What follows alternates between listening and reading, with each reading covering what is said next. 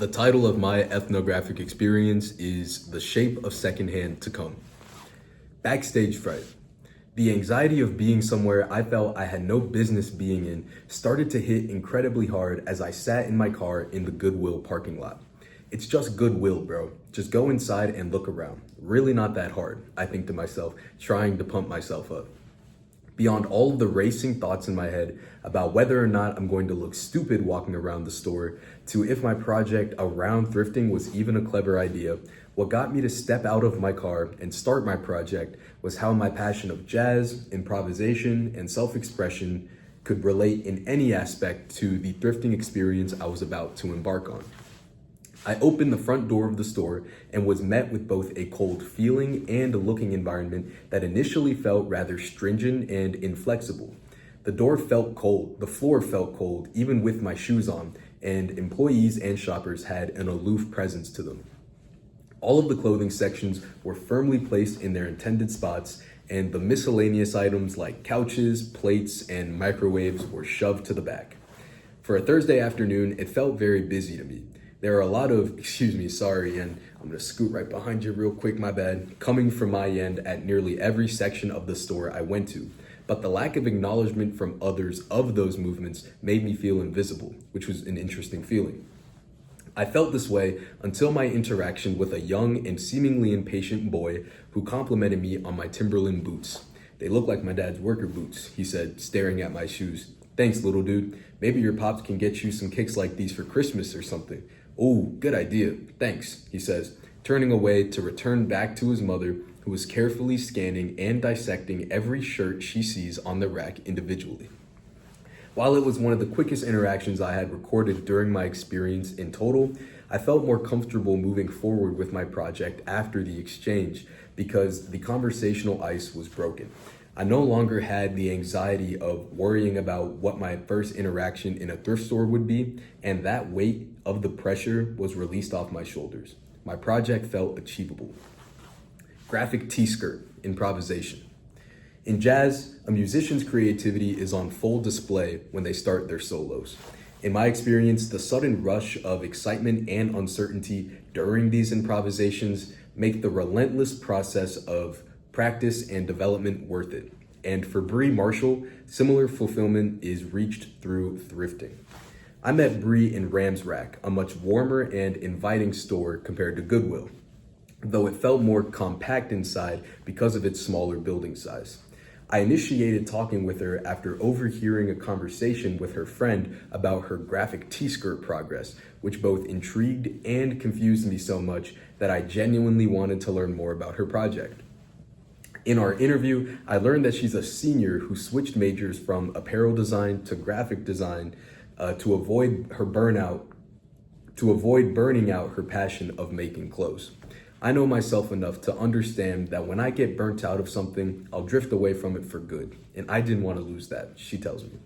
Inside of Anna Bananas, a thrift store whose clothing selection reflects the Boone aesthetic, she gives me a basic rundown of her project, saying that it's a process of, quote, taking graphic t-shirts, cutting and forming them into a typical A-line skirt design, then finding other t-shirts from different thrift stores and cutting them up and to sew them together with other t-shirts, continuing the process until it's finished, which I almost am. Considering her appeal for unconventional stylistic choices and tendency to improvise her finishing touches to her projects, it's no surprise that she decided on using a neon green Mountain Dew t-shirt she found with the Mountain Dew logo in 5 different scattered spots randomly across the front of the shirt. "Oh God, what the hell is that?" I say, laughing, trying to figure out exactly what I'm looking at.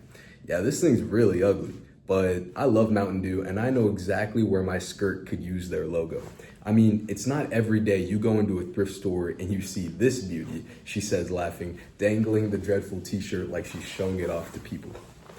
In the spirit of jazz, Bree was improvising in a completely different key from the song. But even in thrifting, the right creator can play no wrong notes.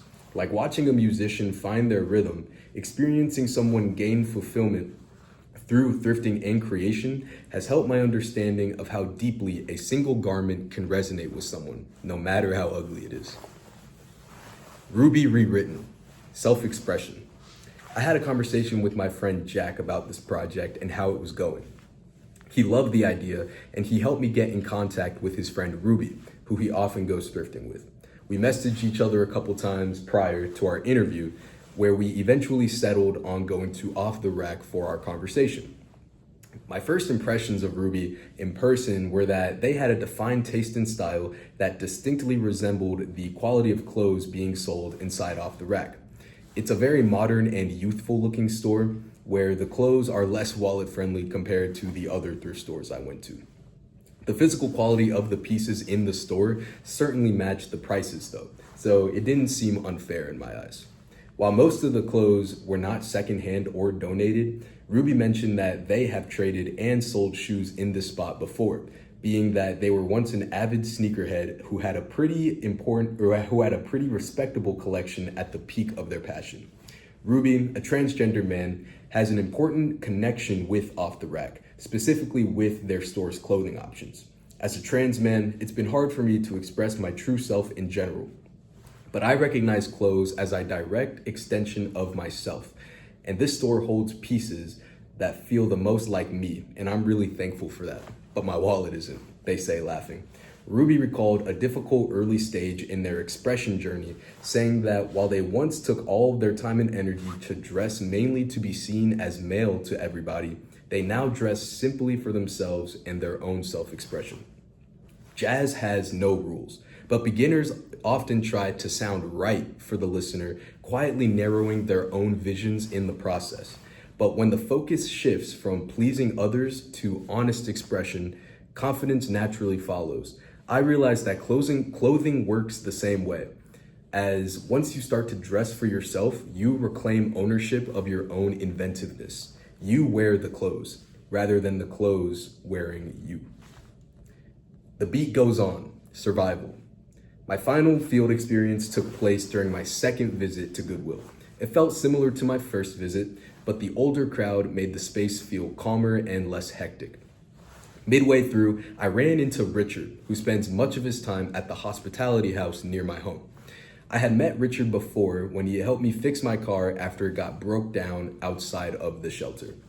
Asking Richard to participate as an interviewee felt like the most ethically sensitive moment in my project, since I wanted to show genuine care for his story without making him feel like he was being used for my academic work.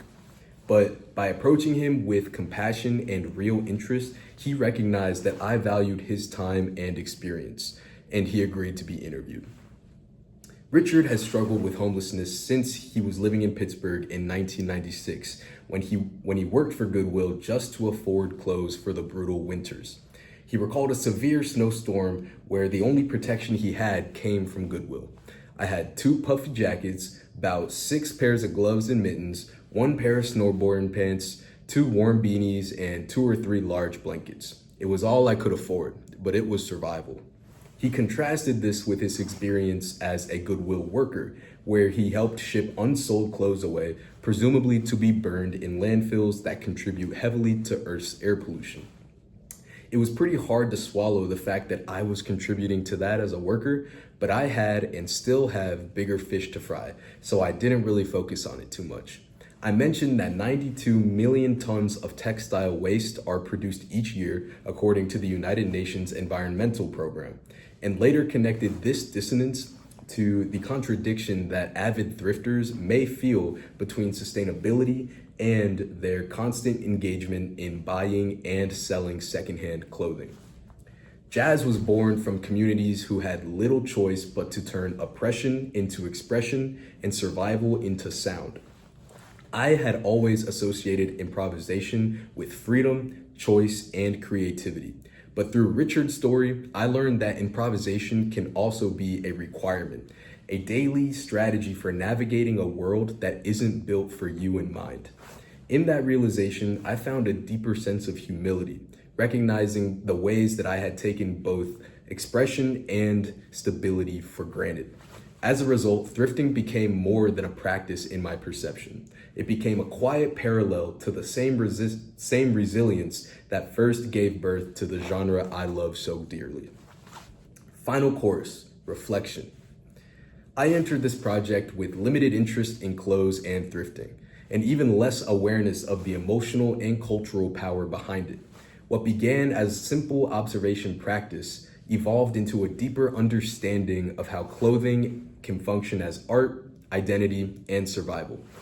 Bree showed me how clothing and thrifting can bring fulfillment through inventiveness and creativity, highlighting that improvisation will always exist within thrifting as a practice, which resonates deeply with me in my own relationship with jazz. Conversely, Ruby's perception of clothes as an extension of the self challenged my initial view that clothes only provide protection and physical comfort. Their perspective helped influence the shift in my awareness of the impact of clothes and how dressing for yourself and not anybody else builds confidence and strengthens originality. Just like improvisation, both Bree and Ruby showed me that there is no right way to express yourself, only an open and honest one. I gained a valuable lesson in humility in this project, realizing that the ease of which I navigate self-expression and personal stability is a privilege not afforded to everyone. Richard displayed his own resilience through his inescapable style of thrifting, reflecting how early jazz musicians showcase their durability in times of oppression and adversity. Listening to how he navigates and approaches goodwill reminds me that improvisation, born in struggle, lives on through adaptability and persistence. In Richard, I see the same quiet strength and resourcefulness that first gave life to the music that I live my life through. Through Bree, I learned creativity. Through Ruby, I learned personal expression. Through Richard, I learned humility. Together, they taught me that thrifting, like jazz, is not just about what is worn or played, but about who is heard. A tradition I once overlooked has grown into a source of understanding and respect, shaping not only how I see clothing, but how I move forward in my shape of secondhand thrifting to come. Thank you.